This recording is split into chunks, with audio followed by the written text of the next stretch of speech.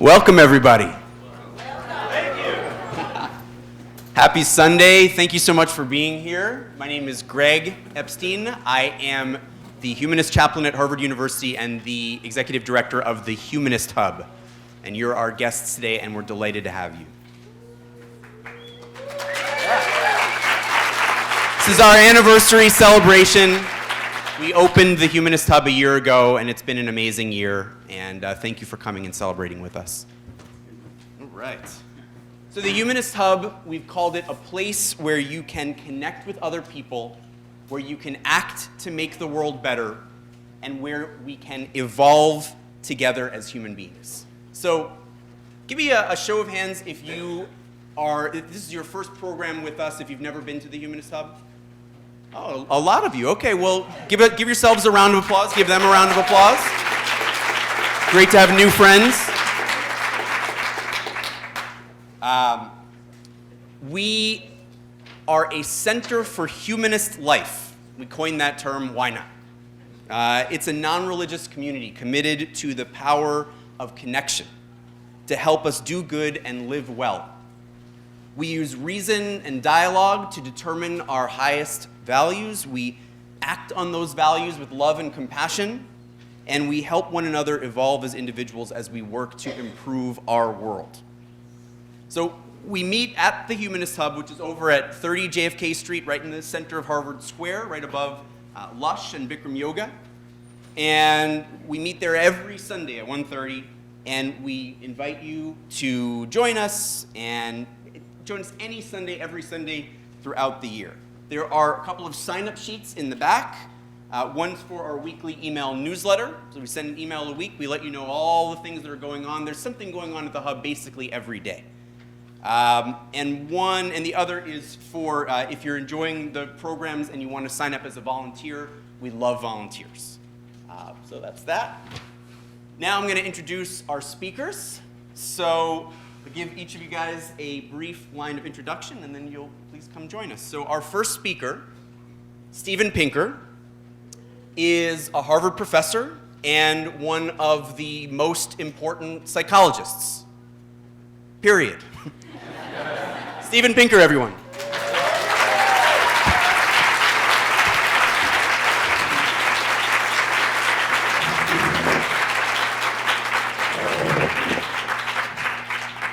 Our second speaker, Rebecca Goldstein, is a MacArthur Fellow and one of the great philosopher novelists living and writing today.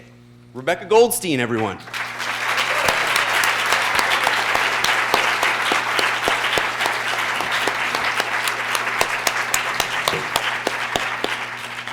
Our first two speakers happen to be married to one another. I happen to have performed their wedding ceremony. That was a pleasure, and that's something that we do here at the Humanist community, at the Humanist Hub. Weddings, funerals, baby naming ceremonies, that sort of thing. It's a lot of fun. Very meaningful. Yes. Our third speaker, Robert Pinsky, is a professor at Boston University and served for 2 terms as the Poet Laureate of the United States. Professor Pinsky.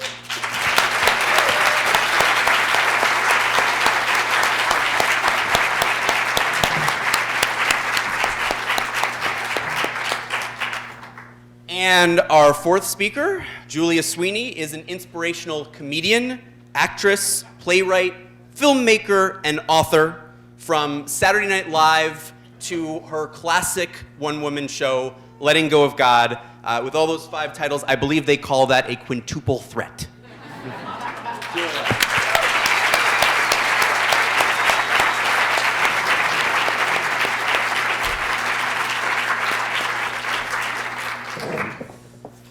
So we're going to hear from each of these speakers for about 10 minutes. And in the spirit of our Sunday programs, if you come and you see us at the Humanist Hub every Sunday, what you'll see is we have a brief opening reflection before each speaker. We usually have 1 speaker per Sunday, give kind of the magazine cover for every Sunday, sort of an issue of a magazine that we publish. You think of it that way. So we'll have 1 reader reflect, and after that we'll give you more detail about our membership plan. So we have some plans that you've got in front of you. We'll talk to you more about that later. But then we'll open up for a panel discussion. So, we're going to have our first reader is Savannah Fritz, who is a member of the Harvard College student group that we've worked with for decades now, called the Harvard Community of Humanists, Atheists, and Agnostics, and you'll read a reflection from Steven Pinker's work.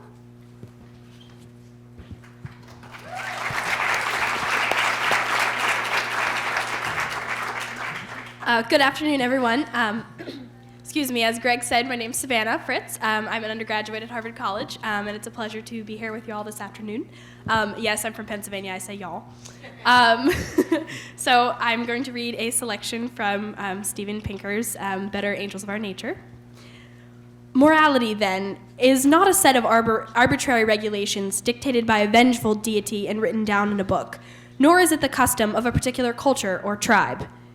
It is a consequence of the interchangeability of perspectives and the opportunity the world provides for positive-sum games.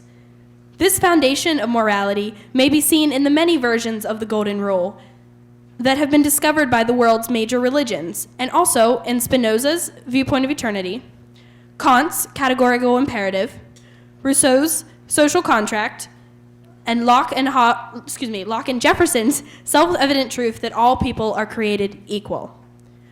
From the factual knowledge that there is a universal human nature, and the moral principle that no person has grounds for privileging his or her interest over others, we can deduce a great deal about how we ought to run our affairs. A government is a good thing to have, because in a state of anarchy, people's self-interest, self-deception, and fear of those shortcomings in others would lead to constant strife. People are better off abjuring violence, if everyone agrees to do so, and vesting authority in a disinterested third party. But since that third party will consist of human beings and not angels, their power must be checked by the power of other people, to force them to govern by the consent of the governed. They may not use violence against their citizens beyond the minimum necessary to prevent greater violence, and they should foster arrangements that allow people to flourish from cooperation and voluntary exchange. This line of reasoning may be called humanism, because the value that it recognizes is the flourishing of humans, the only value that cannot be denied. I experience pleasures and pains and pursue goals in service of them, so I cannot reasonably deny the right of other sentient agents to do the same. Thank you.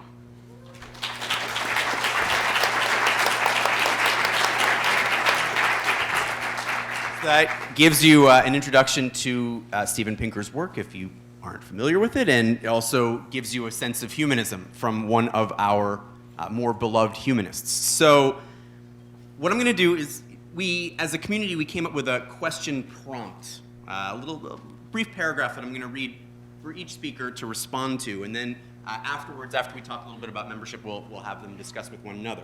So Steven, this is your prompt that we've asked you to respond to. So I'd start this with a compliment, by the way, but for you in this community, it'd probably go without saying, so skip that. There's nothing I could come up with that wouldn't go without saying in this community with you. In your newest book, you argue that we must find and convey meaning authentically, even if that involves breaking from rigid rules of grammar or style.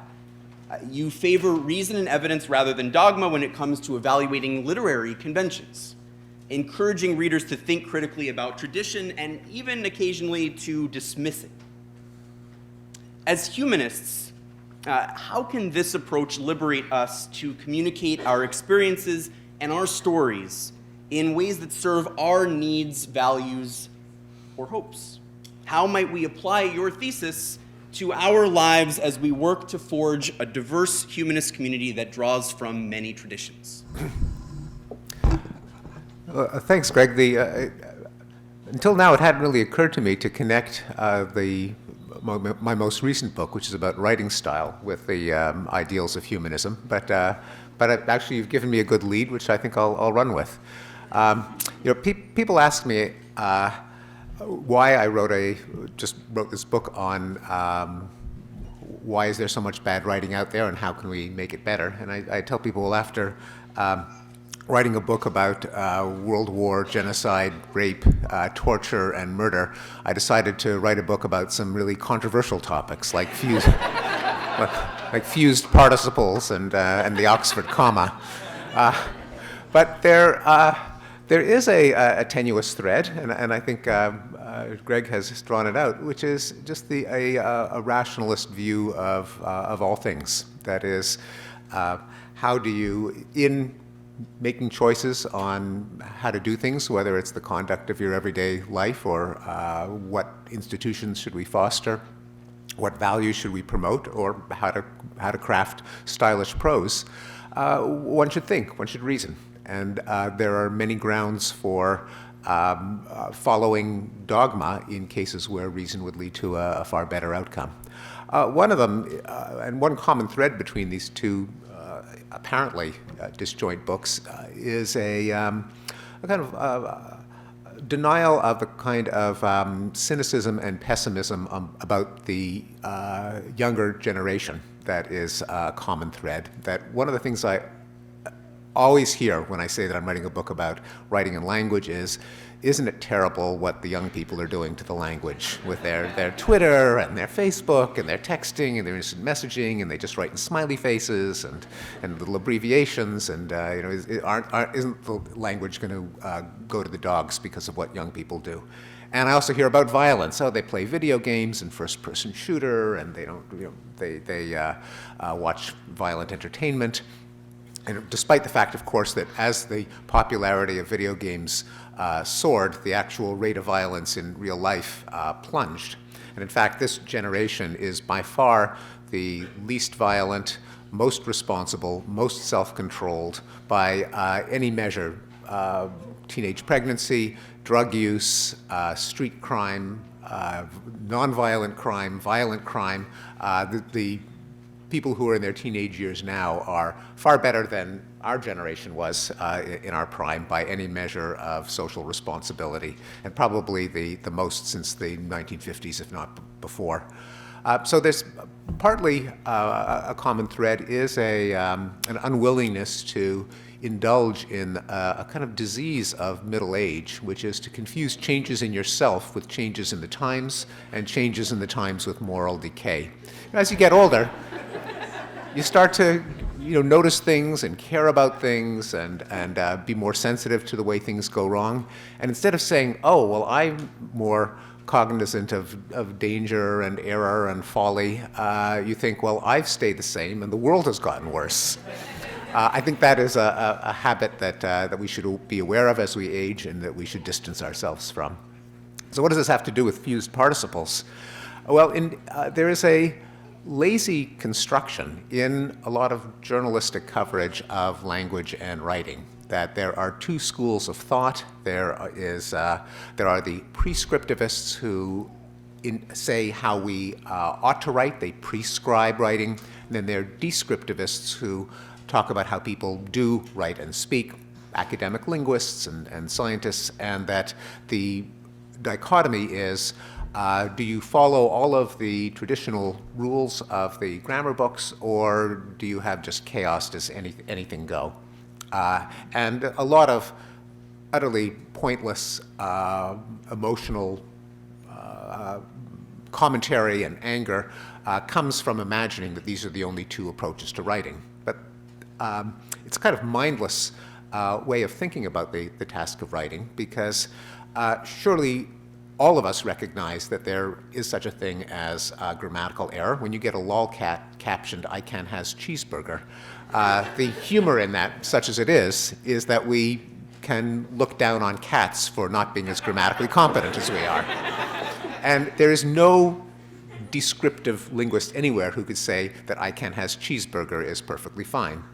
On the other hand, a lot of the rules handed down to us have been flouted by all of the best writers throughout the history of the English language. If you think that there's something wrong with ending a sentence with a preposition, perhaps you'd be willing to correct Shakespeare when he said, "We are such stuff as dreams are made on."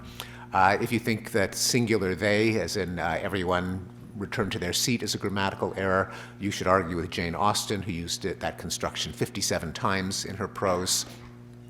The better approach than to dichotomize, follow all the rules or anything goes, is to evaluate the rules, just like you should evaluate anything that comes down to you.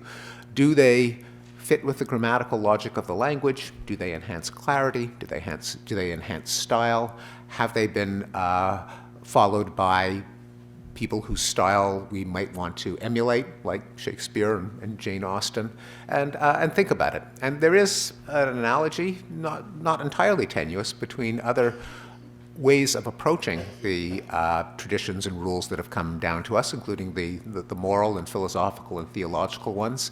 Namely, there isn't a dichotomy between accepting all of the moral precepts of religion or having moral anarchy and nihilism and fatalism, but rather you can analyze the laws and rules that have come down as to whether they really serve their purpose, whether they can be independently justified, select the ones that are justifiable, and reject the others. So I guess what goes for grammar also goes for morality. And thanks, Greg, for inspiring me with that thought, which would not have otherwise have occurred to me.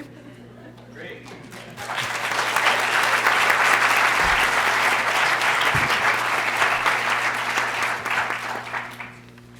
All right. Rebecca, thank you so much for being here.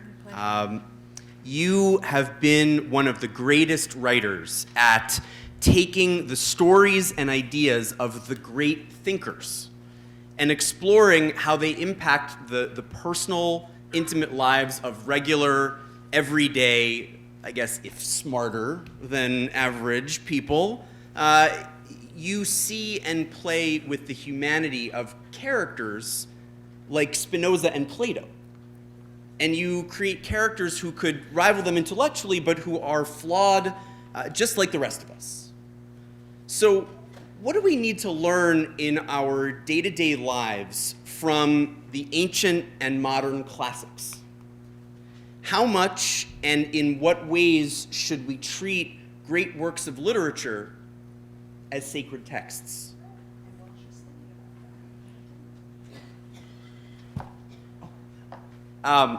And our reader, I knew I was doing something wrong. All right, Nina Litton is a volunteer for our community, a leadership consultant, and is going to give us a reading from Rebecca's work.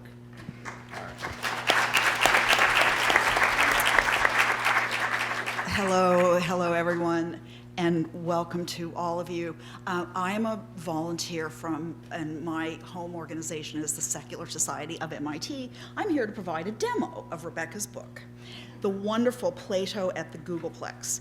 And in the chapter that you all must rush out to buy and read immediately is called XXX Plato.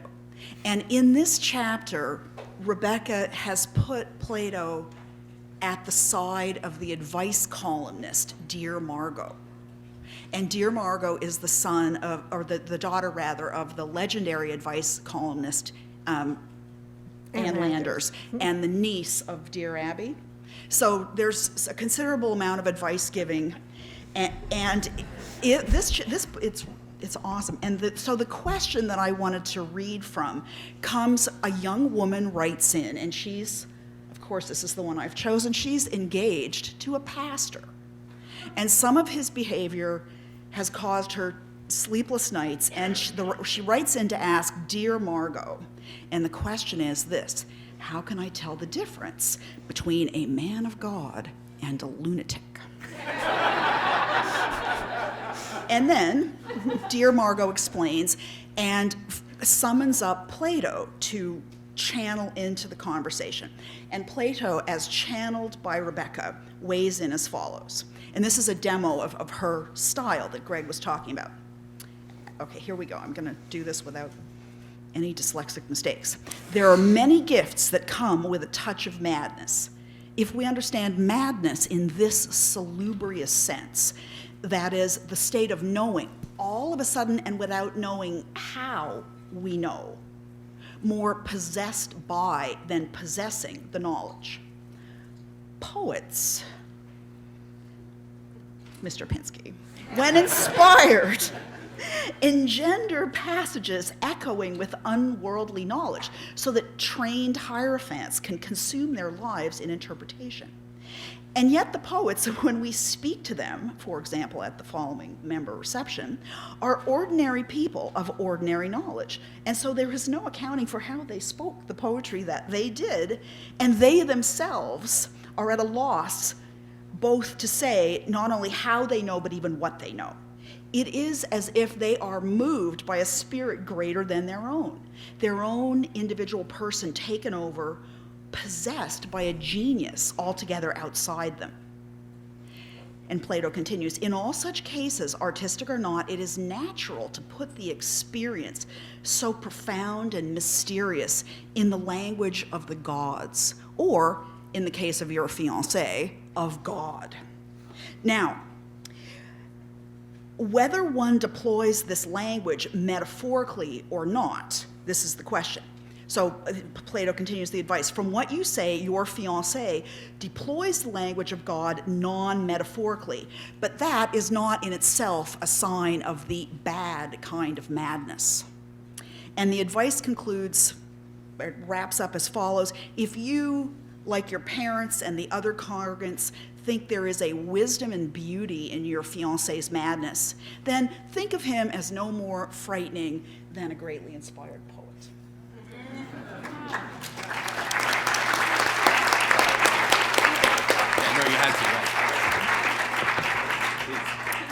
Well, thank you very much for that.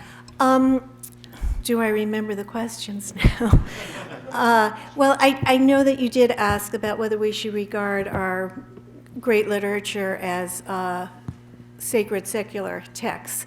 And the first thing that I thought of when I heard the question was a story, a personal story. When I was a graduate student in philosophy at Princeton, it used to strike me that the way we discussed and interpreted Wittgenstein had a certain familiarity to it.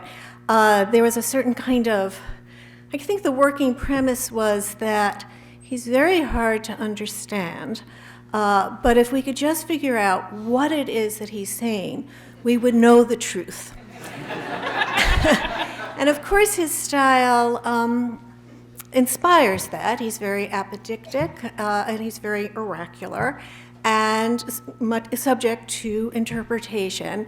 And it struck me as very funny because it was so very familiar to what I had left behind me in leaving my Orthodox Jewish upbringing and fleeing to philosophy for rationality.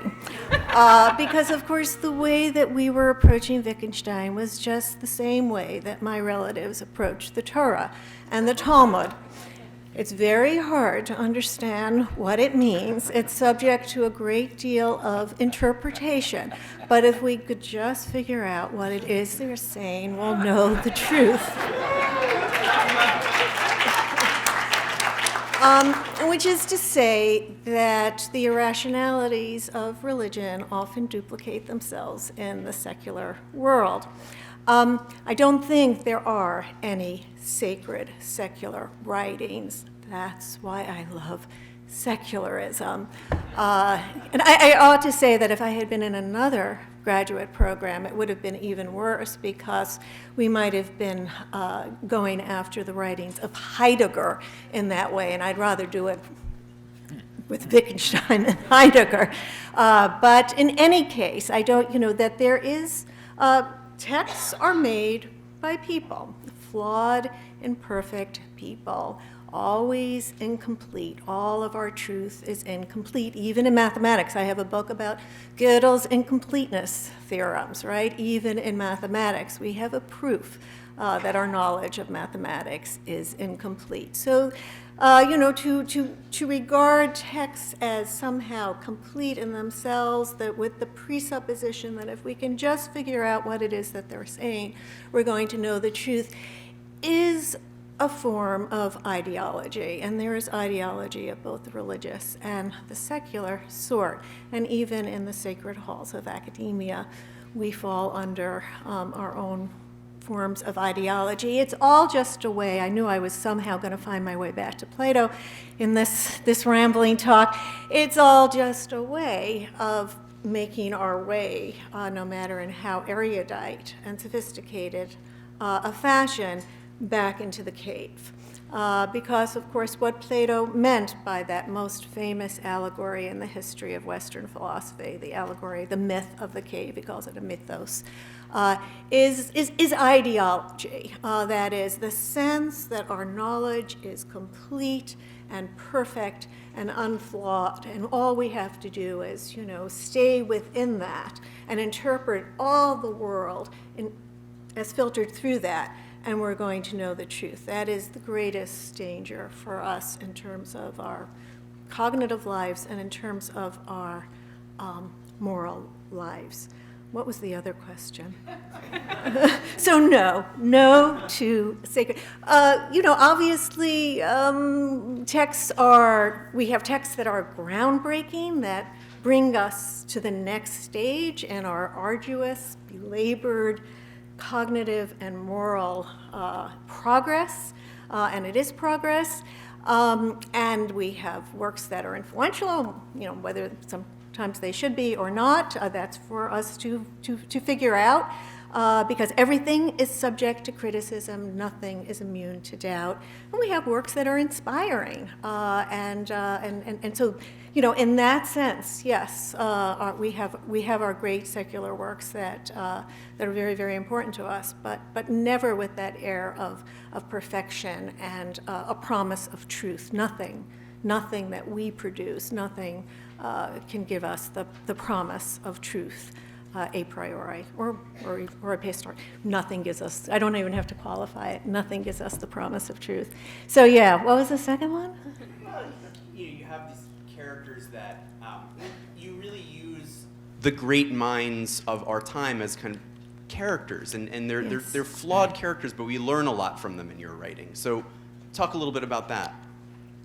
Yeah. Well, actually, so I've actually, I write both fiction and nonfiction, and I've begun to have difficulty telling the difference between them. So, the last book, Plato at the Googleplex, does go back to ancient Greece and tries to ask the great question that we've been asking. Well, actually, the Greeks started the question, which was, why are the Greeks so great? The Greeks, that was a favorite question among the Greeks, right? They're first, as with so much, they were the first to ask it. What is it that, and because they, they do lay down the foundations of Western civilization. They, in some sense, begin science, certainly theoretical mathematics, certainly the study of history, certainly philosophy. What else did they do? Democracy, as well as timeless art, architecture, poetry, drama. They were just friggin' amazing. And what was it that and I have a theory about this. I thought that this was the big thing I was doing in this book, and that I was going to get really attacked. Because how dare anybody, after 2,500 years, have anything new to say about the Greeks, and specifically about the question of why they were so extraordinary. But actually what happened with that book is everybody ignored my great theory of why the Greeks did what they did, and specifically the question that most concerns me, why they discovered philosophy. And everybody concentrated all of the reviews on this little shtick I did, just as a way of trying to demonstrate, contra some of our fellow secular humanists, that philosophy is still alive. It has not been completely taken over by the scientists. that these questions or further developments of them, iterations of them, are percolating beneath our most important conversations, especially the ones that we have here among secular humanists. So as a way of demonstrating this, I decided to have Plato come back in our day. He's on book tour, and and have a few dialogues. That was Plato's chosen form of writing, the dialogue form. And so I brought him, the first place I bring him to is the Googleplex in Mountain View, California, the headquarters of Google. And he falls into a conversation with his media escort and a software engineer on whether or not ethics, the great ethical questions, can be answered through crowdsourcing. And he comes up with a pretty good argument as to why it can't. And I ought to say that as often as I could, I would just take out passages from the real Plato and weave them seamlessly, I think, into the contemporary dialogues. I footnoted, otherwise I think you couldn't really tell when I'm actually plagiarizing from Plato. But that these sorts of questions really, in some sense, further developments of them, but they are very, very much present. I take him to the 92nd Street Y, where he's on a panel of child-rearing experts on how to raise the exceptional child. And there's a warrior mother there. And it was sort of funny because I was just on a panel with Amy Chua on how to raise the exceptional child. There you go. So, and Plato has a lot to say about this, about child rearing, and a lot of it is very, very relevant to the concerns of today. So anyway, so I just can't even tell anymore, when I'm writing fiction and when I'm writing nonfiction. But I do think, perhaps I can try to, in the tradition of my husband here, try to connect up these two things that you're asking me, because I love my philosophers. I love Plato. I certainly love Spinoza.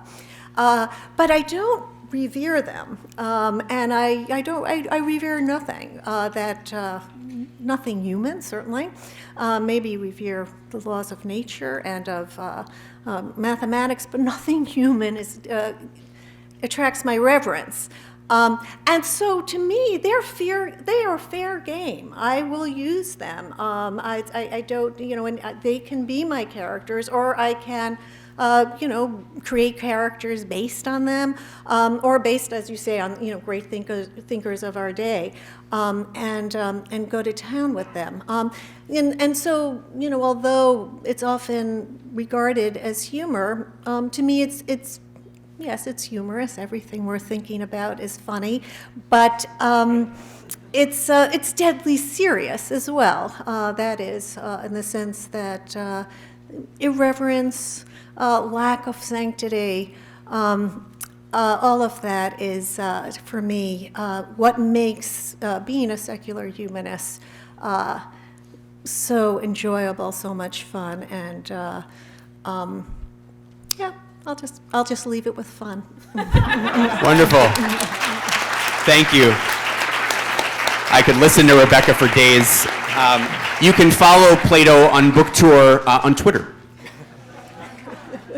Our next reader is Sarah Chandonnet, who works as the program director at the Humanist Hub. She has been on the staff of the Humanist Hub and its parent organization, the Humanist Community at Harvard, for 5 years plus now, and she is the driving force behind this event. So Sarah, please.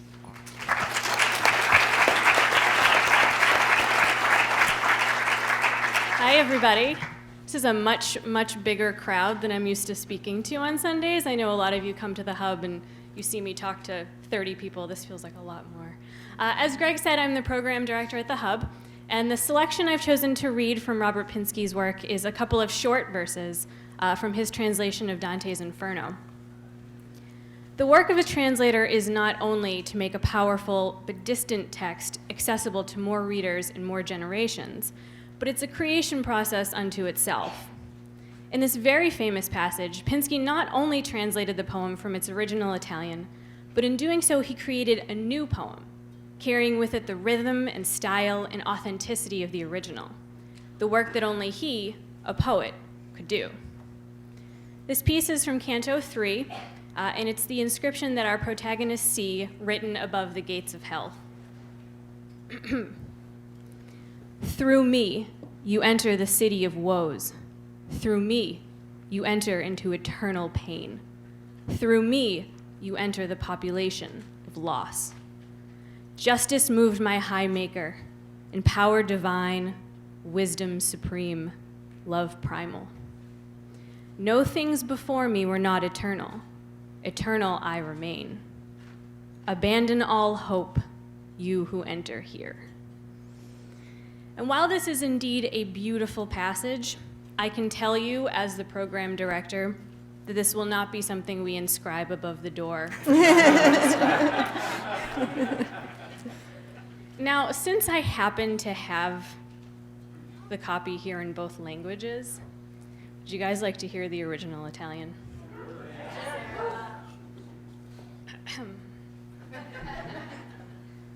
Per me si va la città dolente, per me si va nell'eterno dolore, per me si va tra la perduta gente.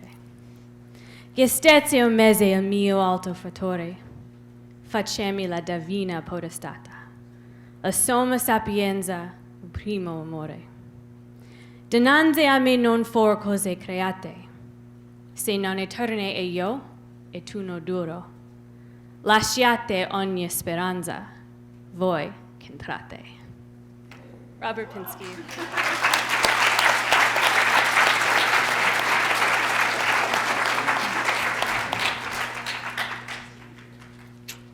Love that. So, Robert, you are arguably America's greatest living master of the art of poetry. Writing, translating, and curating it. Poetry is our most condensed and musical form of language, which makes it, as you and Stephen Colbert have had such fun pointing out, a very difficult medium to promote to a wide audience. You got to see these clips, by the way, if you haven't. However, even today, religious liturgical poems have a massive daily influence on countless millions of people. At the Humanist Hub, we regularly read poems out loud in moments where traditional congregations might pray together. So, what unique and important role might poetry have to play in the life of a post-religious community? How might we benefit by turning to secular poetry more often in the search for tools to improve our private reflection and or our communal gatherings?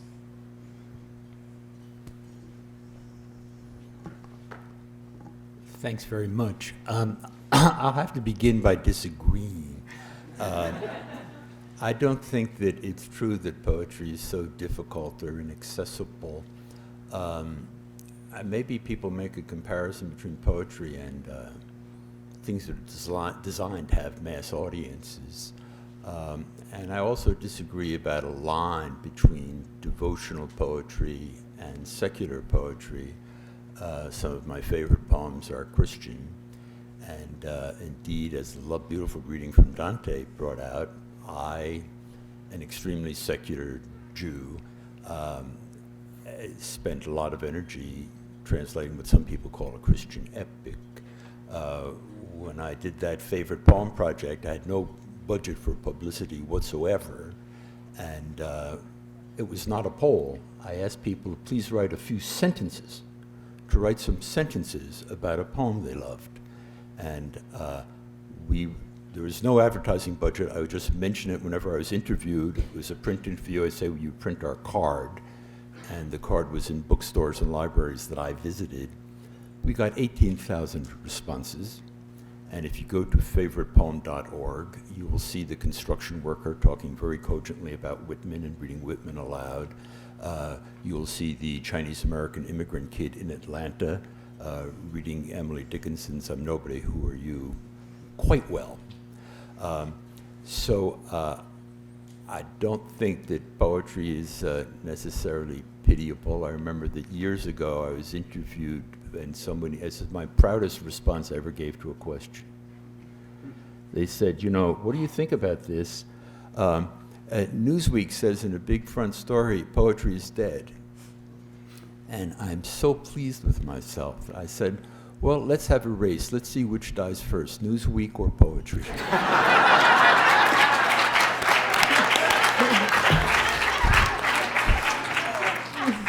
I think that I just quoted my own best moment.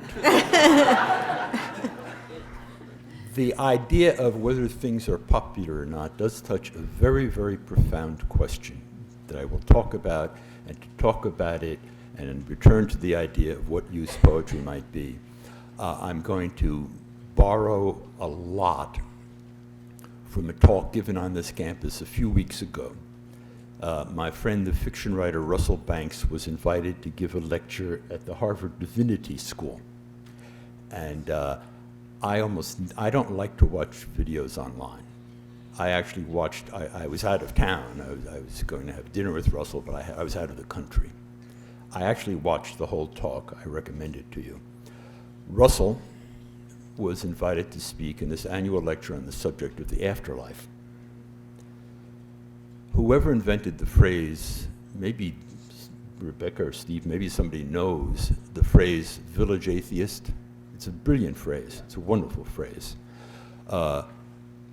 Russell is a cosmopolitan, sophisticated atheist, as he told the Harvard Divinity School at the beginning of this talk.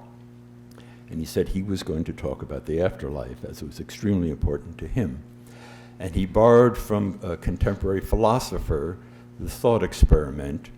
What if you knew you're going to live your life fine, you're going to have a fine lifespan? What if you knew that within a month or two after your death, humanity was going to be destroyed? There'd be no earth left at all. You will do fine with your life. Your lifetime will go swell. But within a month or two, no descendants, figurative or literal, everything is gone. Nothing would be left. The proposal of the philosopher was that, in fact, this would be profoundly upsetting. That virtually everything we value and everything we do, although we don't think of it this way, has to do with times in, to borrow the word speranza, to times in hope. Virtually all our values, everything we have strong convictions about, really relies on the idea that in some unknown future, whether it's through your literal kids and grandkids, or more likely through your figurative descendants, that is what everything depends upon. Russell then set out to upset us all, particularly the professors at the Divinity School. Russell said he believed that afterlife was tremendously important. It was important to him in his work as an artist. It was important to him in his life in general. And he felt that our children were being turned into marketplace commodities. That by the time they're a couple of years old, they can recognize something like 200 different corporate logos. They know a lot about products.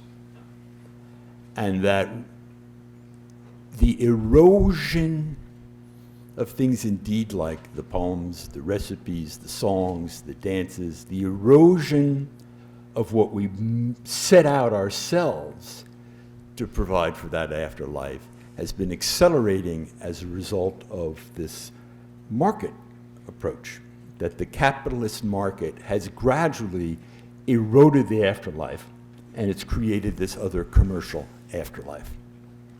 And he then extended it to Harvard and college admissions, which basically is a marketplace. And if you're in the Harvard attending social classes, from quite early in your life, you start learning how to be an extremely presentable and desirable commodity in order to obtain that extremely useful commodity, a quote, good, end quote, education at a, quote, good, end quote, university. And Russell's proposal was that we, the elders, and in particular the teachers of the world, it is incumbent upon us not to despair in the face of the marketplace, but to actually figure out what we do value. And perhaps it would involve saying, we're not going to have any admissions department here anymore. We're going to say that everybody above a certain grade point level and a certain test scores, it's randomized. And then we can randomize it according to ethnicity or any other criteria that we want to do. In short, to become serious. And this is counter-despair. The despair is to say, I'm a commodity, I desire commodities, that's all that I can hope for. And hope, for me, Inferno is the best poem ever written about human wounding. And Dante feels the most corrosive sin himself. The sin that Dante deals with is the worst sin you can have. And he shows himself a parade of all the lesser sins: violence, deranged sexual attachments, usury, all the rest of it. His sin is the sin that is most prevalent in my life and amongst the people I know. It's certainly the most prevalent on college campuses. And that is the sin of despair. Technically, want hope, absence of hope. It's the worst sin because if you have that, you can't be redeemed. I'm told that in the Talmud there's a saying that says the evil that others do to us are as nothing compared to the evil that we do to ourselves. The amazing fact is for almost everybody it's true. I'd venture for 98% of us in the room it's true. Now for severely abused children, for victims of torture, there's a minority of people for whom that's not true. But for most of us, the worst thing we do inflicting ourselves is done by ourselves, and it has to do with hope and despair. So to give up on the idea that poetry doesn't need somebody selling it, poetry isn't, hey, get poetry, it's good for you. That it is inherently and innately like music, like dancing, like cuisine as distinct from nutrition, like lovemaking as distinct from procreation or copulation. It is one of the goods. And a serious question for us, particularly on campuses, but in general, is are we going to take care of our children? We're agitated right now because our children are getting shot. You know, these are our children. If the idea of the United States is right, people are shooting our children. We're not protecting them. In fact, indeed, authorities who are supposed to protect children are shooting our children. Do we despair or not? And in Russell's terms, this is a profound matter of belief, and it's a belief in the afterlife, although it does not fit into the conventional terms of religion.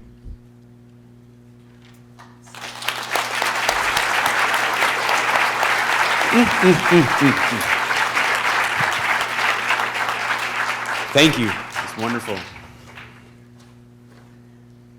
Our next reader, Mary Johnson, is an inspirational humanist author and teacher who has a wonderful life story as a former nun who became an inspirational humanist author and teacher.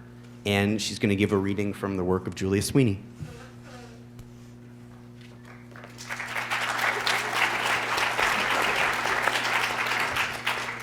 Thank you, Greg. It's a real privilege for me to read from Julia's work. Julia's Letting Go of God is a big book and story, and I just love to listen to it.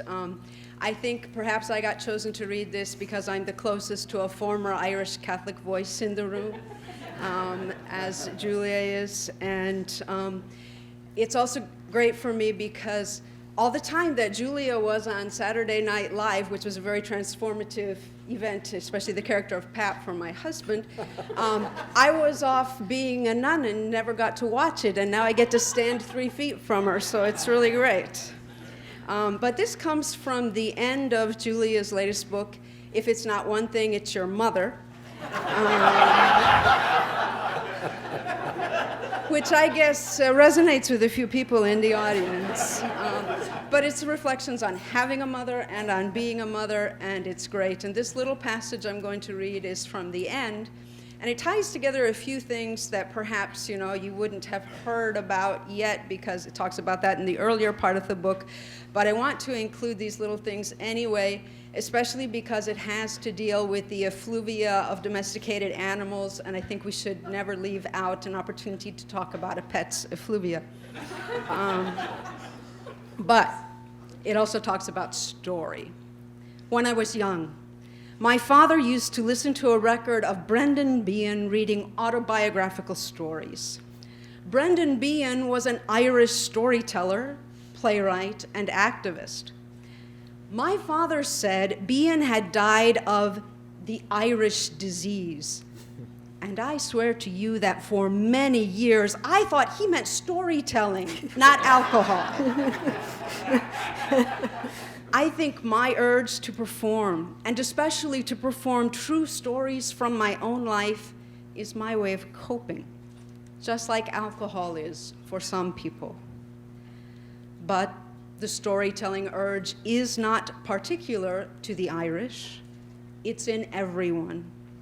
In fact, it's how our brains, every single one of our brains, not particular to any ethnicity, makes sense of the world.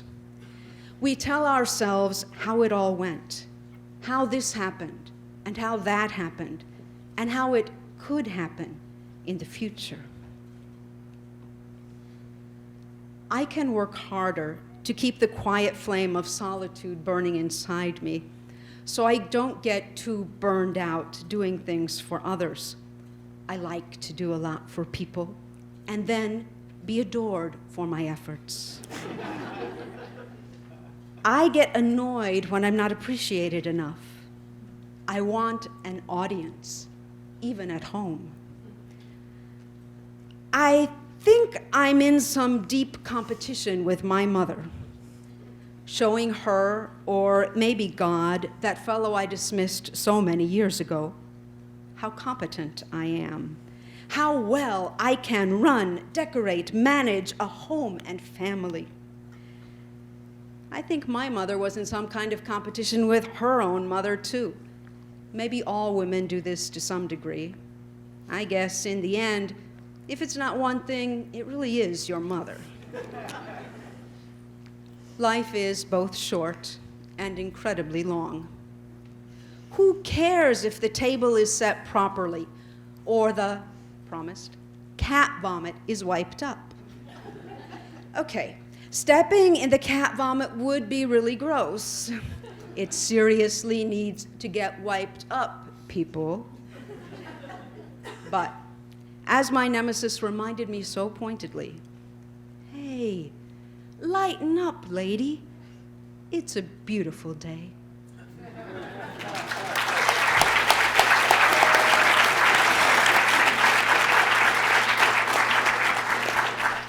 For the second year in a row in 2015, on Easter Sunday, you can join us and Mary. Mary will be leading our second annual alternative celebration of the spring.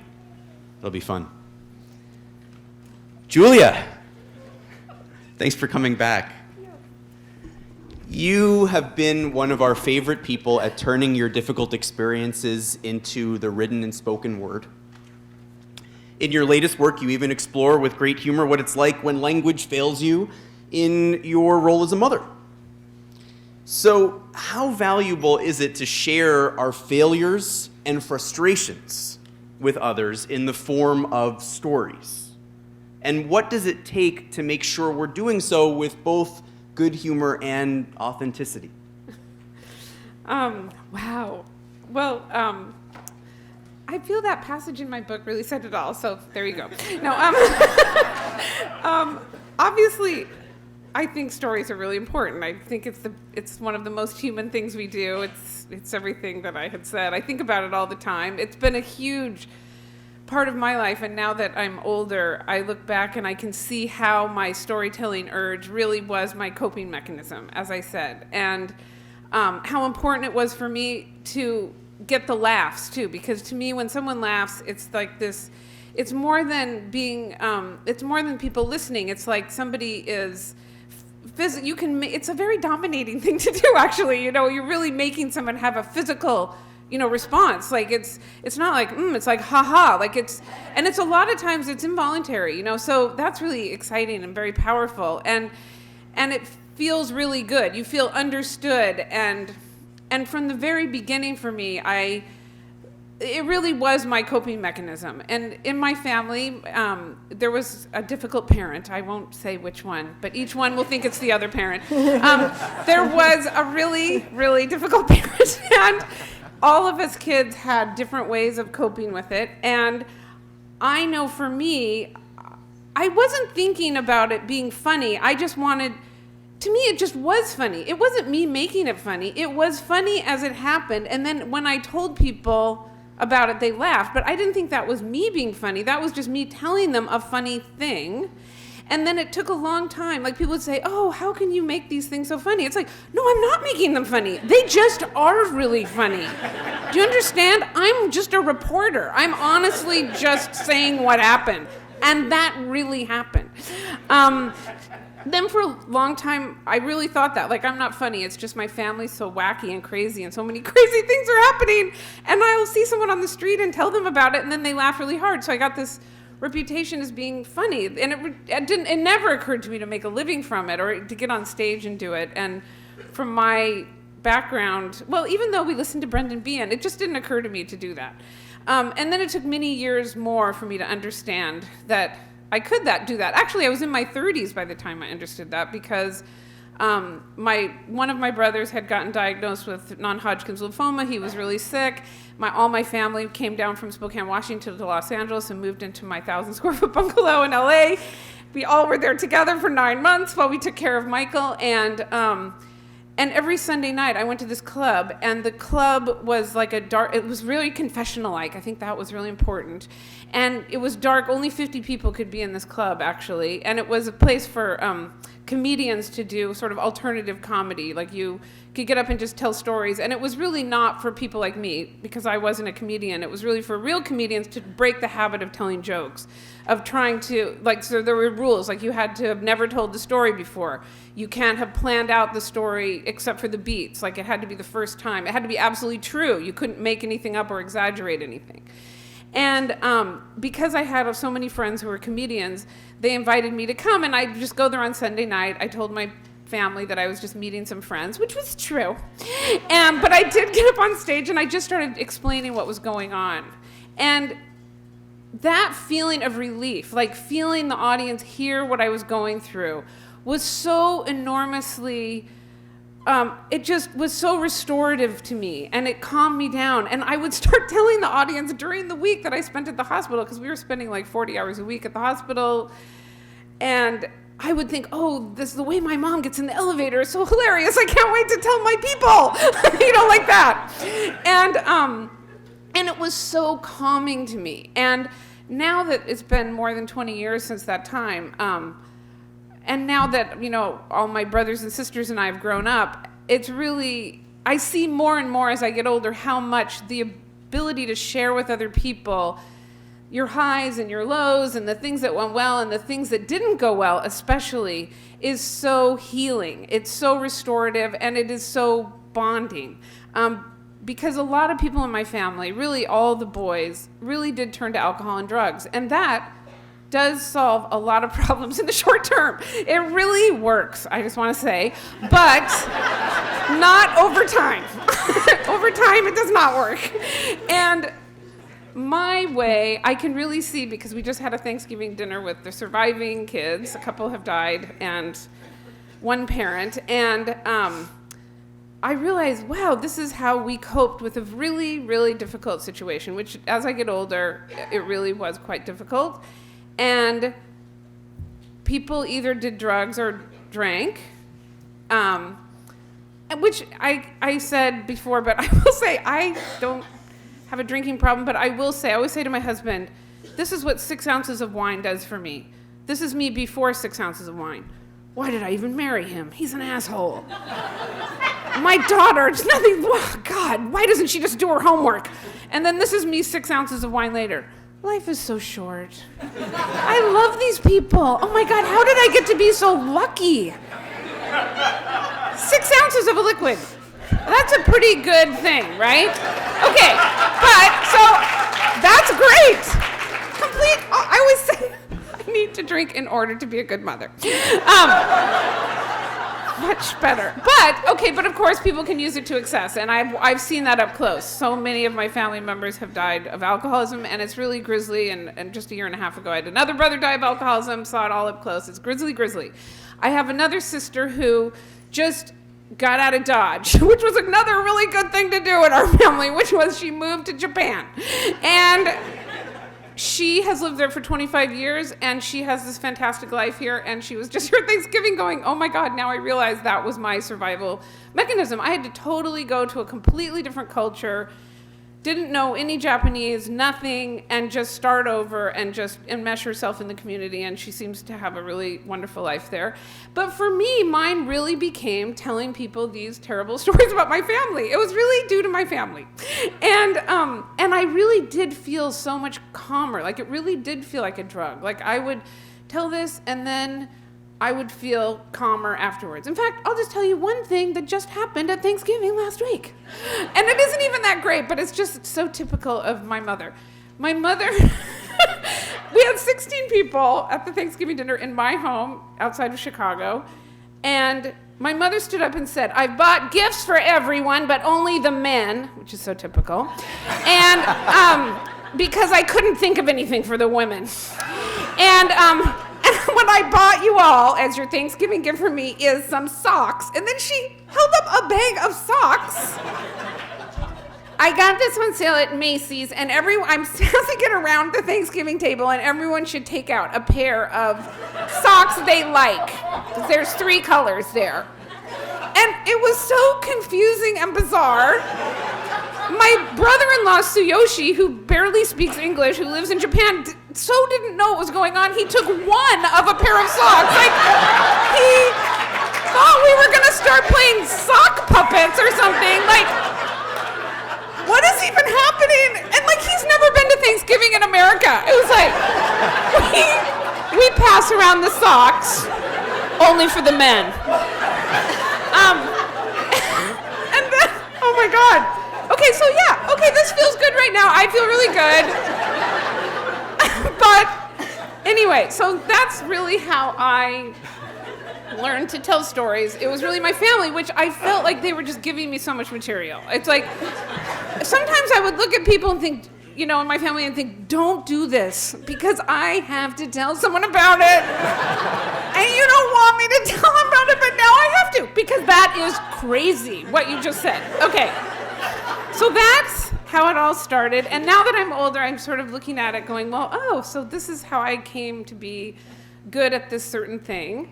I will tell you this is sort of random, but I was thinking about it a lot. Okay, so I was thinking, well, why do we, I'm not a scientist, and but I try to look at things scientifically as much as I'm able to.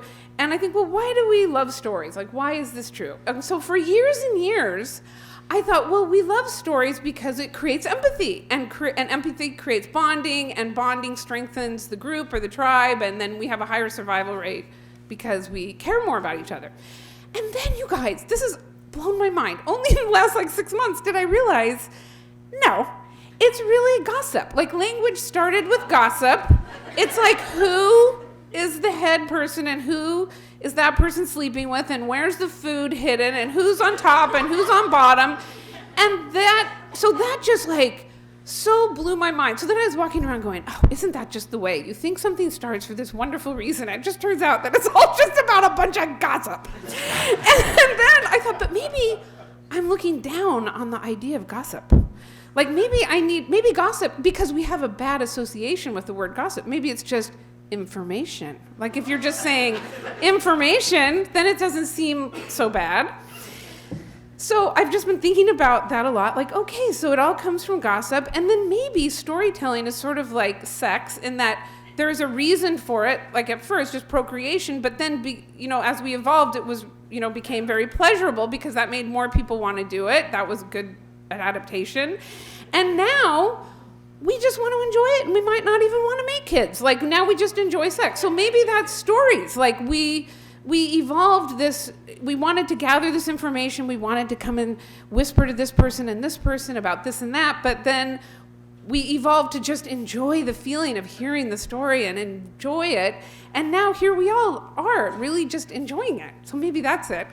And now I realize I'm going into crazy lady territory. Okay, but just 2 days ago when I was getting my hair cut, I know the short look is better on me, and I was sitting there getting my hair cut, and next to me were two women on either side, and they were completely confessing everything about their personal life to their hairdresser while they were getting their hair done.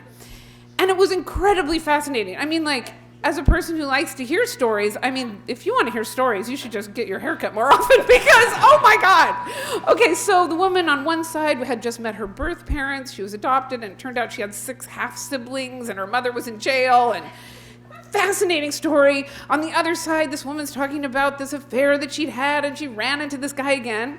And I suddenly thought, I wonder if because we evolved, as apes in groups, like picking nits off each other, and learning to make sounds that became gossip or information, maybe, like if I were like at a place like Harvard and I could like do a study, I would wonder, my hypothesis would be, when you're grooming someone, they are predisposed to divulging every personal thing about themselves. So like you get your nails done, you get your hair done, you're just spilling the beans. It's all coming out.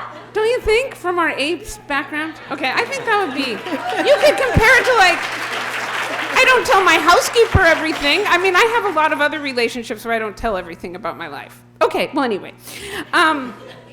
So yes, I think sharing stories is really, really important. And then the other part of the question was how to keep it in good humor and authentic or something.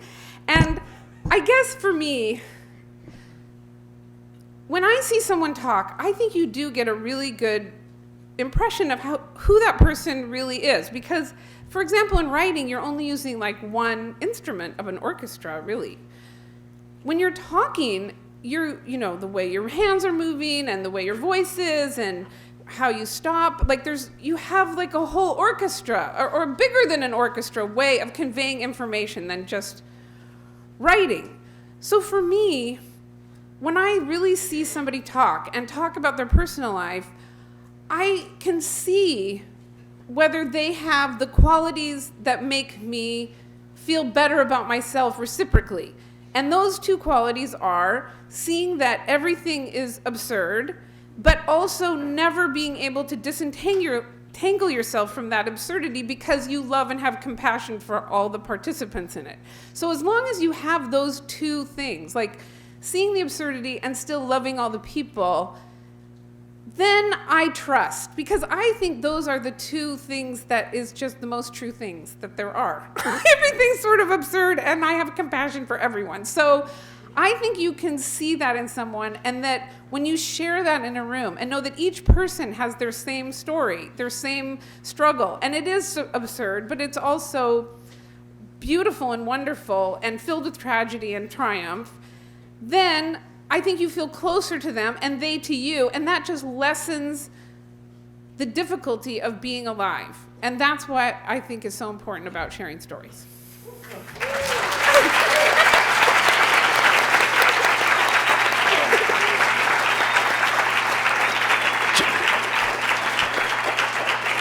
Julia, that was a major revelation for me.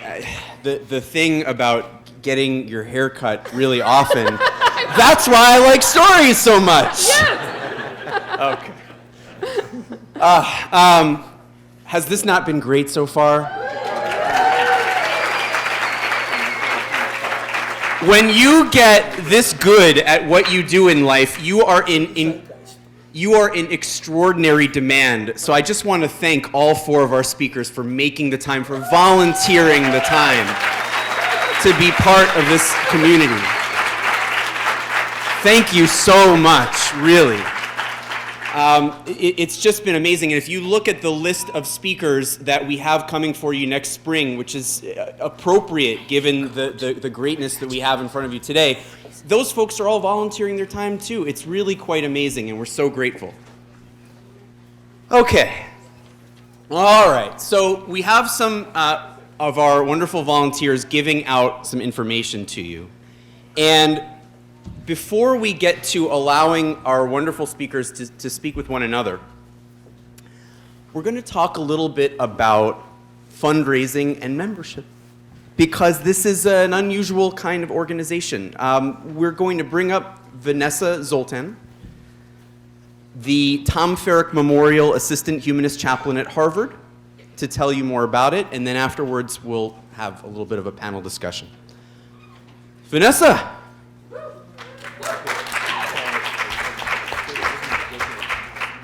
Hi, everyone. Thank you for being here, and thank you to our wonderful panelists.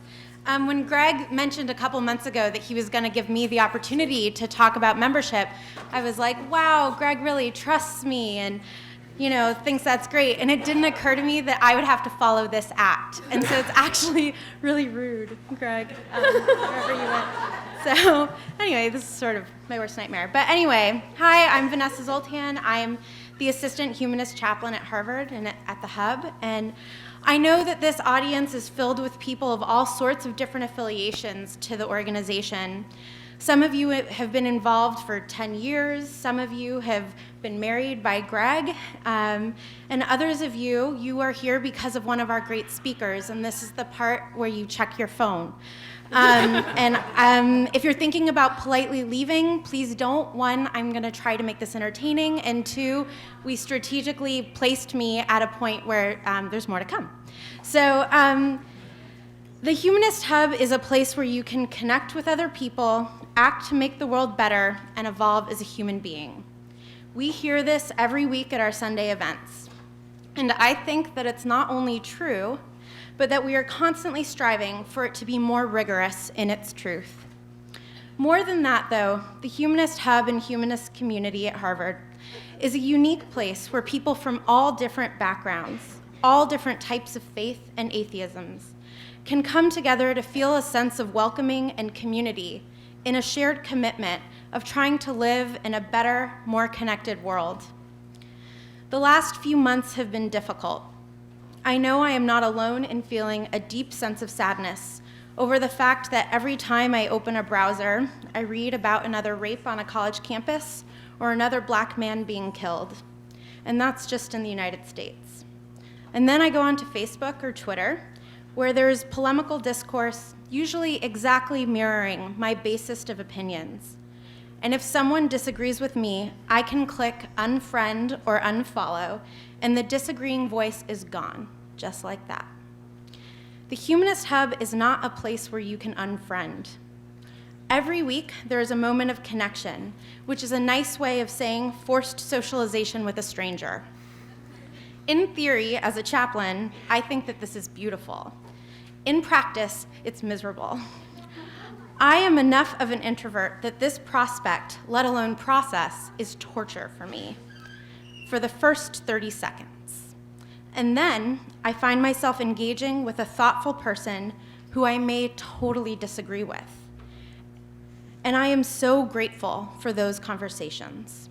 Those conversations are where I become more nuanced, more human. I believe with all of my body, which is what I show up with each week, that these types of conversations are where meaningful changes happen. Over the last 20 years, more people started talking openly about homosexuality.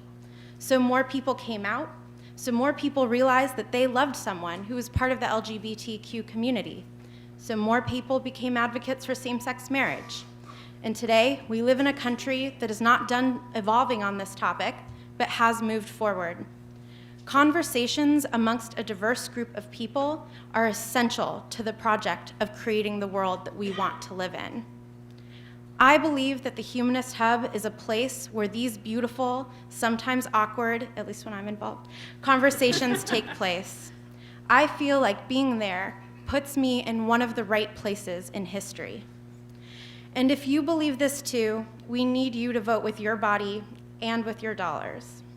For the past several years, we have been trying to grow in our mission, trying to sustain more people in their attempts to live full, liberated, and authentic lives by growing in national scope. We made a lot of progress during those years. We helped set up a chaplaincy at Stanford and at Yale. We've gotten national coverage in the media, getting our ideas out there and part of the public record. But in the last 6 months, we have shifted our focus. We have realized that the best way that we can support a national movement, given our experience, resources, and current scale, is to be the best that we can be and open to dialogue. We are shifting our focus from being split between the national and the local to being entirely on the local. And to that end, we have to change our funding model. With that in mind, you should now have a membership card in your hand. It was handed out by some of our amazing volunteers. Thank you all. So 250 people are in this room. Some of you are not ready to fill out this card, and we know that. But we have about 150 people who are here who are regular participants in this group in one way or another.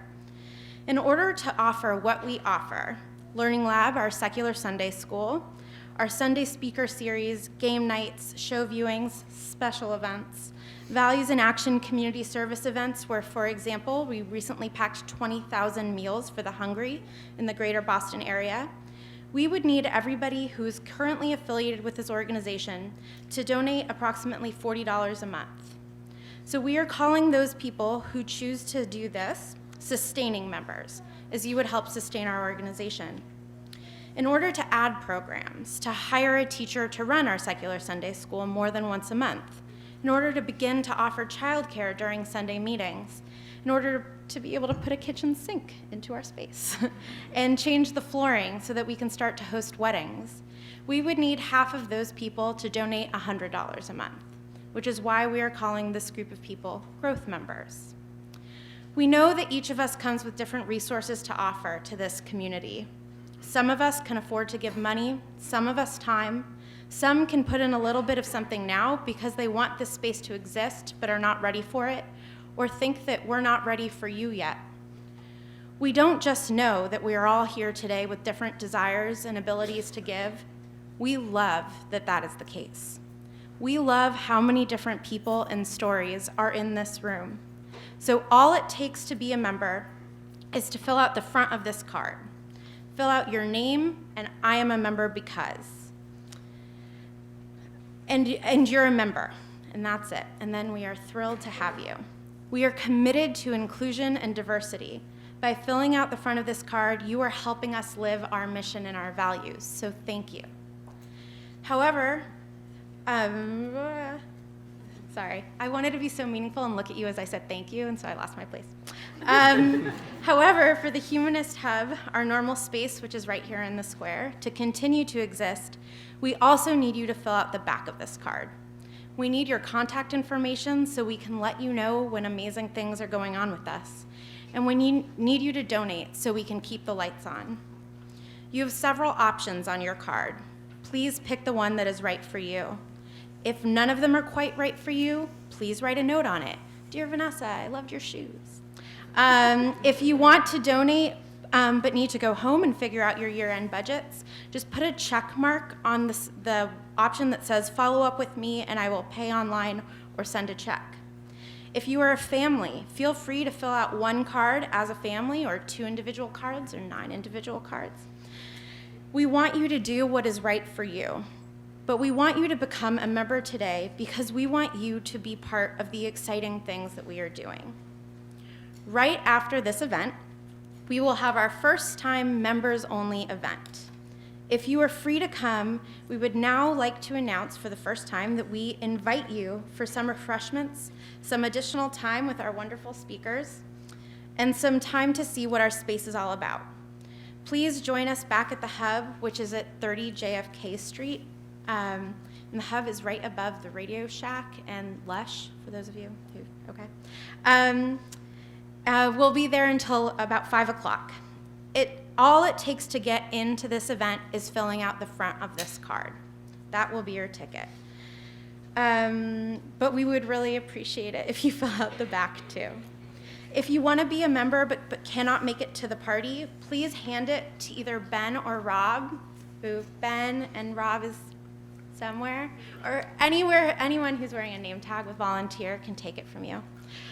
I know some of you are here for the first time, and I know that some of you come to these events specifically because you are not joiners. We completely understand that. If nothing on this card speaks to you, come talk to someone with a name tag, or just leave, and please keep us in mind in the future. I do want to take a moment to introduce the rest of our wonderful staff who is here today, and I'm just going to ask them to stand. Jade is here. Christopher, I saw you somewhere. Christopher's in the back, and then Sarah, Greg, and myself. We are the whole staff that runs these things, so I just want to...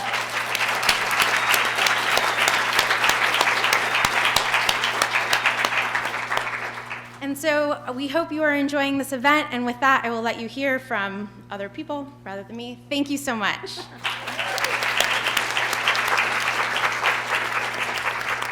Thank you, Vanessa.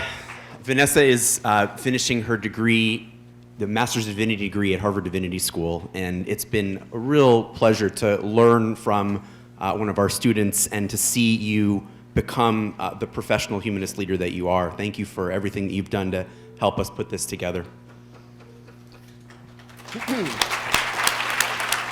All right. So we asked you guys to consider your first question to be, what does this prompt for you? I mean, the concept of membership in something is a tricky concept, and this is the first time that we as an organization have ever tried it. And so I'd like, if you could, speakers, to just talk about the role of membership in your life, the concept of a community and what that has meant for you. Is something that we'd love to hear a little bit about.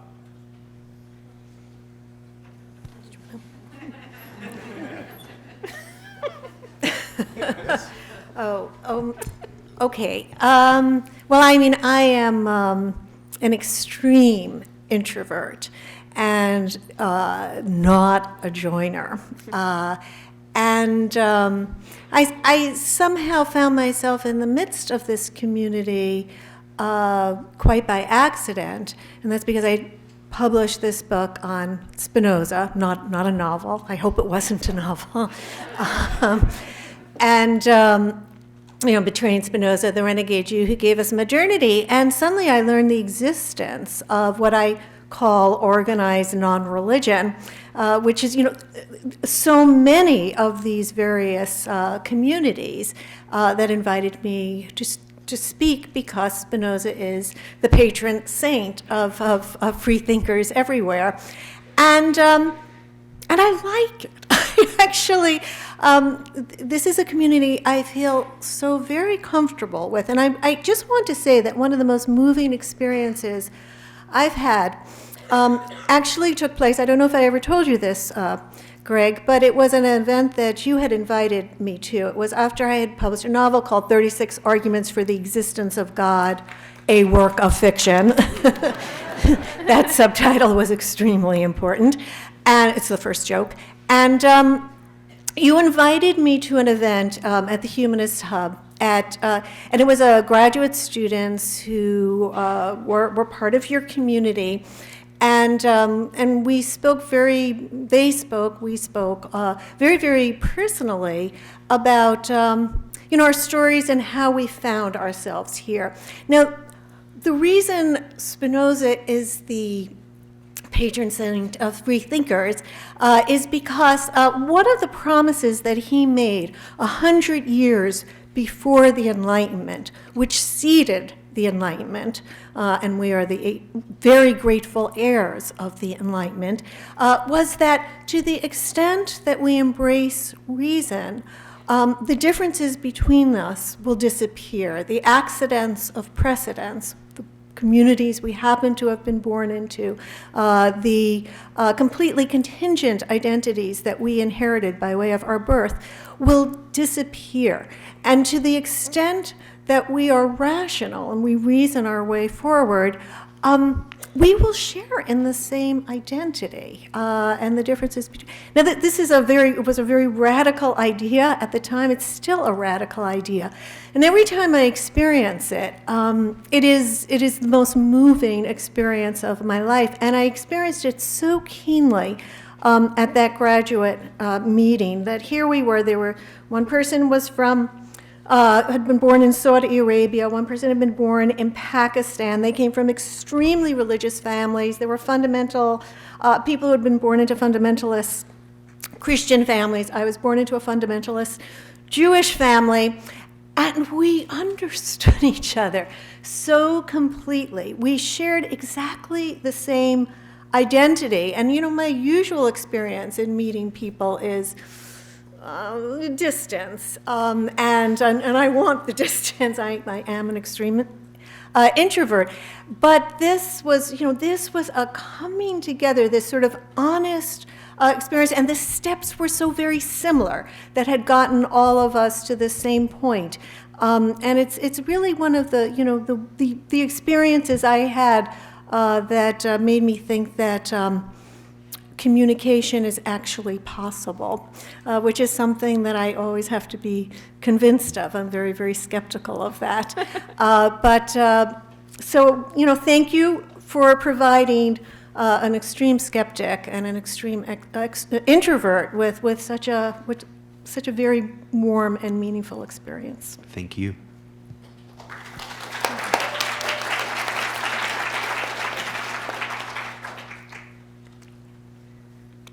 I feel similar to Rebecca in that I first started looking at, in my show Letting Go of God, I talk about how I just sort of decided age 40 that I'm going to really be a Catholic, and I go to a Bible study class, and that was pretty much the end of the Bible for me. And then I started reading things, and I made my way to a couple of very important books, including How the Brain Works, which was a very important book for me. And I remember taking it off the shelf and thinking, this will be a quick read. Even though it's a huge book and very hard for me. But really profound. That was definitely one of 5 books on the way. Daniel Dennett was another one, Michael Shermer. And I discovered this whole world, and I sort of came to this conclusion about being an atheist, and it was really private, and it was really personal, and it meant, rejecting my birth culture to a certain degree.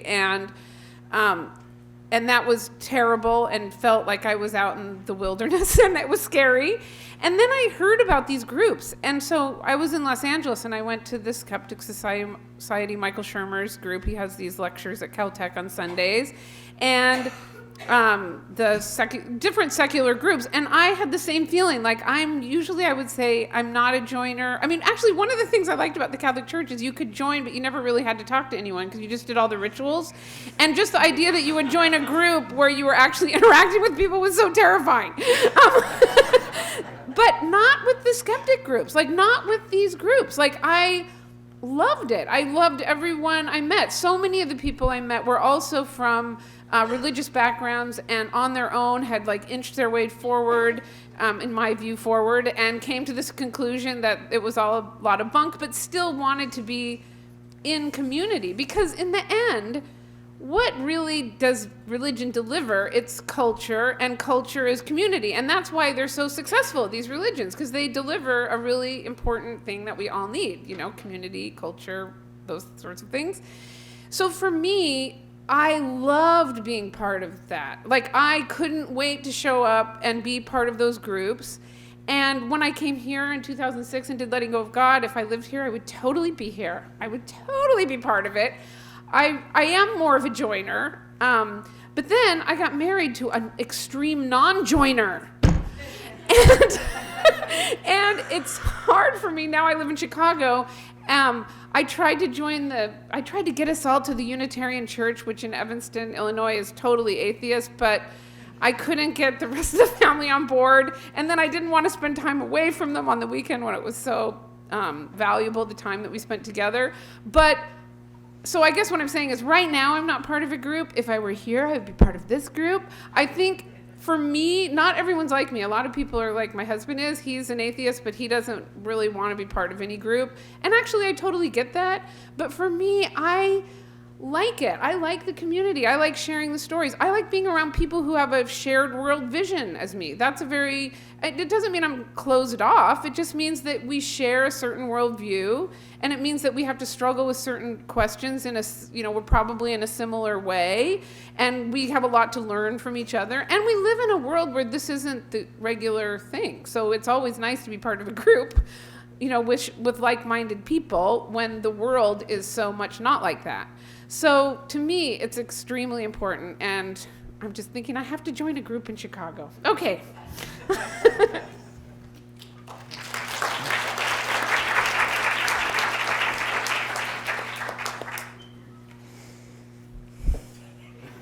You want to say something? Yeah, like Rebecca, the humanist, freethinker, secular movement found me more than I joined them. But I was glad they did. Through my own scientific and intellectual and scholarly pursuits, I found myself not ever deciding that I was an atheist, but it just seemed being interested in the brain, seeing that and the mind, and seeing that the mind undoubtedly consists of the physiological activity of the brain. That there isn't any extra substance. There's no sense to be made of a soul. Seeing the influence of evolution, that so many of our emotions and ways of learning and ways of conceiving the world can be explained as biological adaptations. It just means that an entire way of making sense of reality is just a non-starter. It just doesn't fit with what I understand as a scientist. By the same token, I could no longer feel that my entire worldview would be one of a typical academic, namely kind of left-wing politics, because so much of the contemporary left is committed to the idea that there's no such thing as human nature, that we're blank slates that are inscribed on by society and parents and culture, and that there is nothing inherent to us by virtue of our biological makeup. And so I found myself alienated from a lot of the political left, not because I necessarily disagreed with their goals, but because as with many ideologies and movements, they came to hold fast a number of dogmas that I felt I could no longer share. And I would write about this, and I felt increasingly isolated because two major identity groups, support groups, posses, gangs, teams didn't want me, I didn't want them, and it did feel isolated to articulate what I thought was the most sensible and intelligible view of the human condition. And then I realized that without previously having realized it, that there actually was a group of people who had a similar view, that there is a robust basis for morality and meaning that didn't come from either of these ideologies, and that was humanism, the idea that there truly is a good to human existence, and that's the flourishing of individual men, women, and children, that there is a way of coming to agreement on how best to attain those ideals, namely through reason, skepticism, open debate, free speech, and that this was a movement, even if I didn't want to necessarily show up every Sunday, although many people do, but I personally don't, but to know that there is a name for it, there is a set of ideas that are coherent, a set of values, a set of people that share those values, was something that I came to value. And so even though humanism found me, I was very happy to find them back.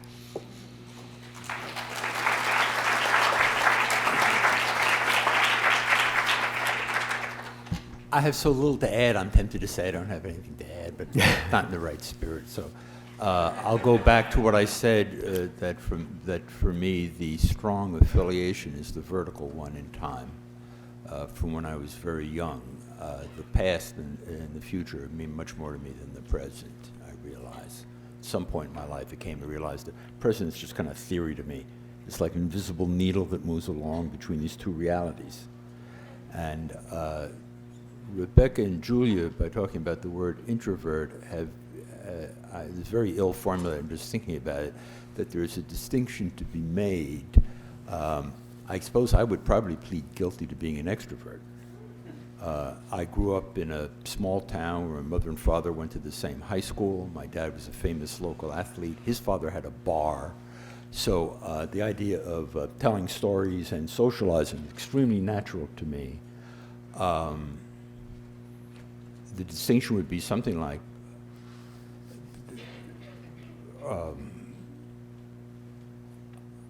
I'm a schmoozer but not a joiner. I'd be happy to talk with anybody or any group of people. I don't have trouble talking in different groups. You know, I don't. If I'm talking to guys who are working on a building, I can talk to them. If I'm talking to theologians, I can talk to them. It's not hard for me. I don't mean to boast. I'm just trying to say the character. I find it very difficult ever to be a member of anything. And when I was a kid, we were a nominally Orthodox family, and I can remember doing all the rituals and promised myself, when you grow up, you'll never have to do anything like this. And I kept the promise. And all of the sort of horizontal affiliations that I have, it's like when you have kids, you might find yourself at a PTA meeting or something. I love the poetry of George Herbert and Emily Dickinson, and that makes me have a community of people I talk to because they're students who want to yak about such things. So I don't yield to anybody, Rebecca, in being an extremist. I'm an extreme non-joiner, and to me it's not related to the fact that I like talking with, I like being with people. It's probably inexcusable. I'll quote one little stanza from a poem of mine. The poem I like, the poem is called Samurai Song, and I like that the word temple is kind of Japanese and it's also kind of Jewish. And the stanza is, I have no temple, I made my voice my temple. My tongue is I have no priest, my tongue is my choir. So something about the art and the commitment to art has made me, I guess I was formed partly by Richard Ellman's great life, The Life of James Joyce, and that idea. I'm happy to talk to other people and be with other people. I just don't want a membership card. No,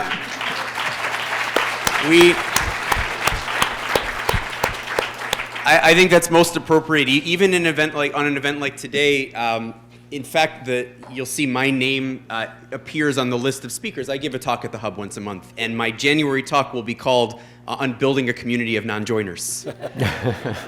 And you also, Professor Pinsky, represent, you're holding a place for many people who feel the same way that you do, and allowing us to say that that's okay.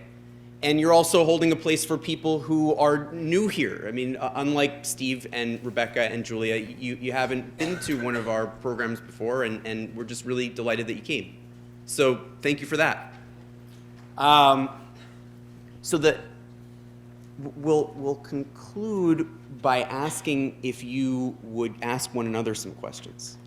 And I'll say, before you guys do that, that normally we would do Q&A, and we usually do Q&A just about every Sunday. It's sort of a humanist ritual because you have the idea of a sermon in certain congregations, and for us it wouldn't be much without dialogue. But given that it's a special event, we figured let's see if you guys have questions that you'd like to ask one another.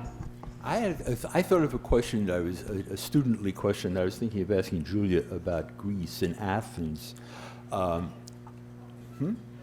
Rebecca, what did I say? I would prefer you to ask. Sorry. They all look alike.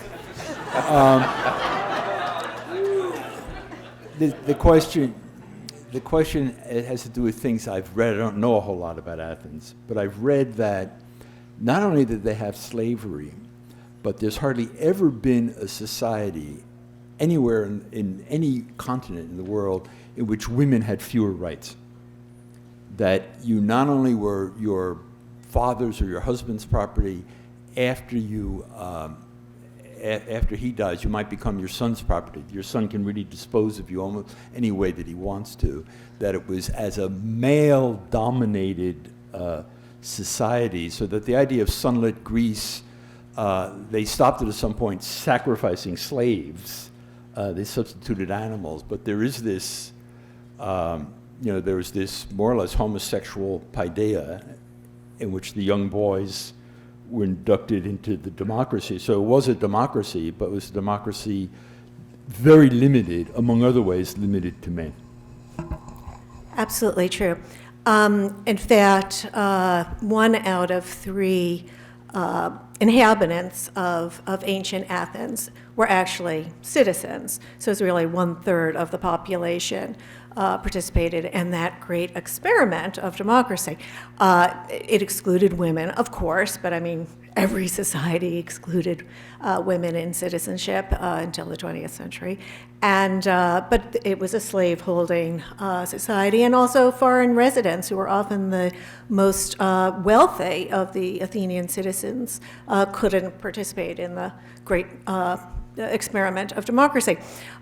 So it is, one of the things, when you asked about, sort of sacred secular texts, I would never want to sanctify Plato or Aristotle or anybody, and certainly not the ancient Greeks. What was so wonderful is that they began a process that has taken us so far away from them.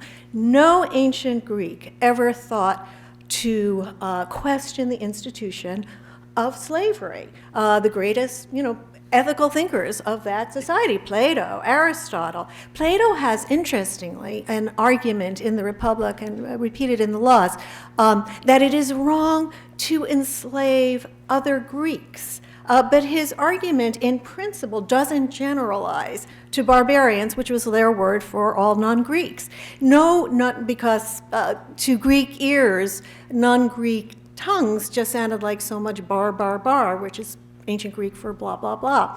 And so that's where the word barbarian comes from. No ancient Greek, no ancient Athenian ever thought to question that Greeks matter more, morally matter more than non-Greeks. Absolutely, it was this process, but what they began was a process of trying to think out morality.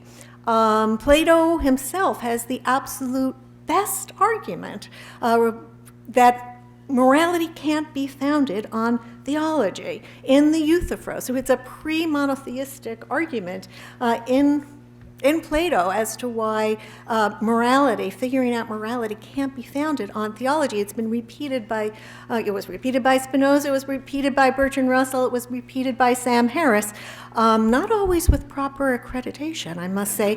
It comes from the Euthyphro.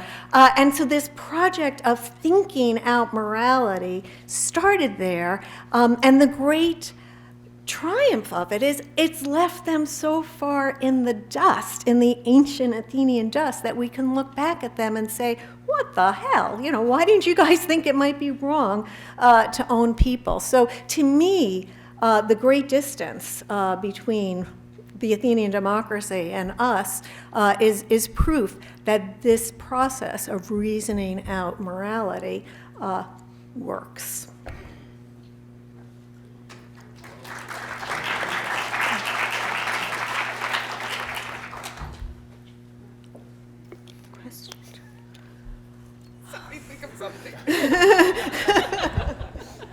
I guess I'll ask a freshman level question of Robert.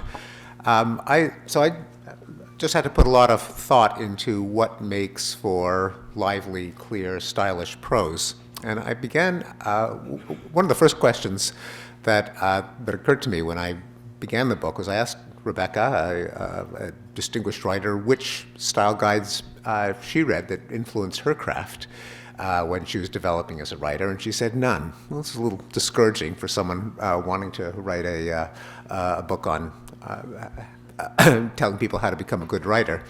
But it did make me realize that, and then I started to ask other accomplished writers what style guides they had read, and the typical answer was none. But what is universal among good writers is having been a voracious reader, and that you acquire a lot of the what's sometimes called a writerly ear from having absorbed an enormous amount of good writing. So I started the book just by picking 4 passages that I liked and thought aloud on the page as I tried to appreciate what made those passages good, because I think that is what makes a good writer. You savor writing and you kind of reverse engineer it. And what struck me as I would think aloud about why I liked passages from a variety of sources, from one of Rebecca's books, from obituaries in the New York Times, from a book by your colleague at BU, Isabel Wilkerson, on the Great Migration of African Americans from the South to the North. How often I found myself resonating to the poetic aspects of the prose. I mean, even though these were 4 expository sources, when I look at a sentence, I'd realize, well, that's got just a wonderful meter. Or the author of this obituary chose words that make you think of their reference in their very sound. So words like voluptuous or titillating or cantankerous, where they're not arbitrary. As you feel your muscles make those sounds, you are reminded of what those, both the emotional and the visual and the sensual qualities of what they represent. Or imagery, when Isabel Wilkerson talked about why millions of African Americans left the South between the 2 world wars. She said there were young men worried that a glance at the plantation owner's wife might leave them hanging from an oak tree. And that's so much better than saying they were worried about racial oppression or even in lynching. Just giving you that horrific visual image made that passage of prose so much more effective. So all good prose writers are kind of poets here and there. And I'm wondering if you had reflections just on what the overlap and non-overlap is of the techniques of the poet and ordinary expository prose. Well, prose famously is a very late development. Prose came after centuries and centuries and centuries and centuries of poetry. A rather late emergence was prose. And it's still a kind of an anomaly. And it's very much an Industrial Revolution thing, those rectangles of print. And yes, I believe that writing in verse or prose is very similar to music or sports. A tremendous number of the singers and musicians that we admire come out of the church, Southern, either the Black or the White Baptist Church, because they hear music from when they're very, very small. And Julia, I'm hoping to amuse you now. They say that the prose style of people like William Faulkner, Ernest Hemingway, Sherwood Anderson, Faulkner, their prose, all these people, Twain, their prose was formed by the King James Bible. The only great American novelist who doesn't have a good prose style is Theodore Dreiser. The poor man was a Catholic. And they don't read the Bible, they don't read that translation.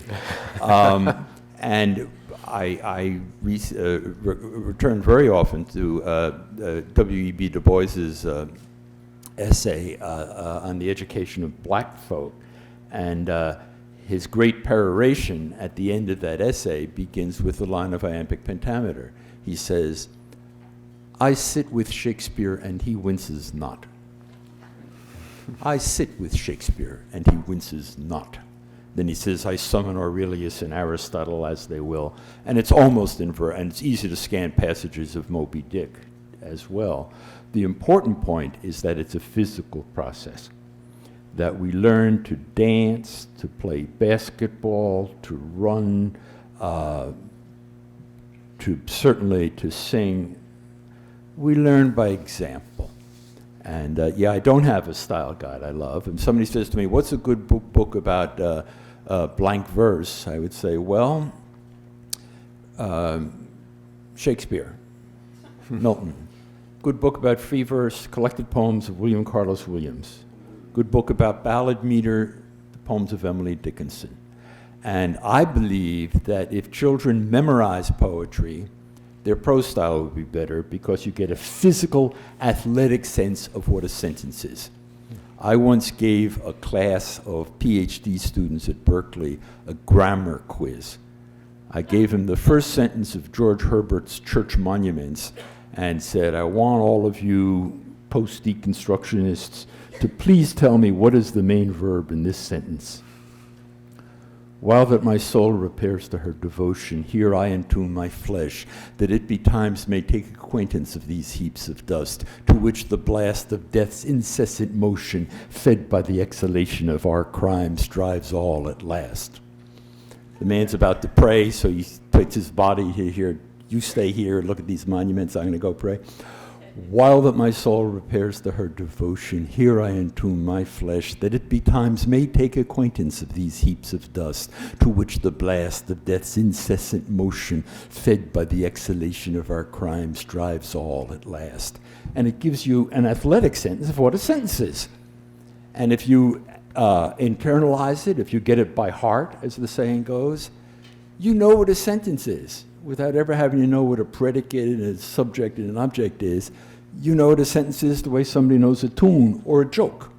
People who tell jokes don't memorize the joke. They know where it's going to land, and they take a path there.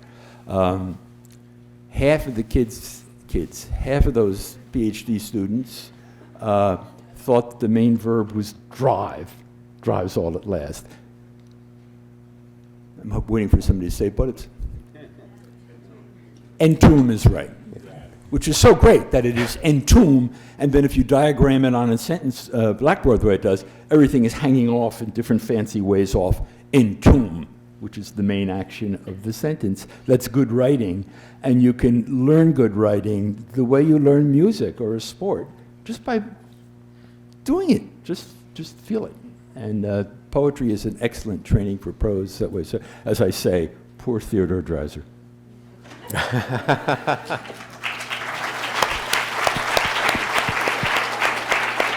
Julia, I'm going to give you the last word on this whole event. This whole whatever you want, but in just a moment. And no, I'm just going to remind you that you know where you can join us at the Humanist Hub right now. We're as soon as Julia is done with her final remarks, which she's prepared for weeks.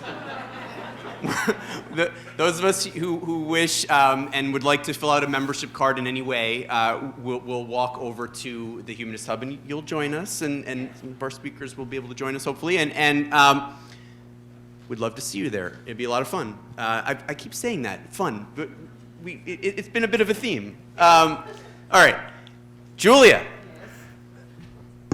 Yes, I'm afraid. I'm so afraid. What? Oh, I'm getting to just talk extemporaneously about anything? Oh my God. Well, I will say when you were talking, I was thinking, when I wrote my shows that ended up being these monologues that I did, on Broadway even, and in mini theaters all over the place, I would write it, but then saying it was a completely different thing. Like there were certain sentences, you just can't say. You got to take a breath somewhere, or the audience to hear, to read it was definitely a different experience than hearing it. And I loved that time for both the monologues I did that way, where I would write it and I would think, and so, and I say it out loud as I'm writing it, and I come from theater, so that's instinctive to me to do it that way.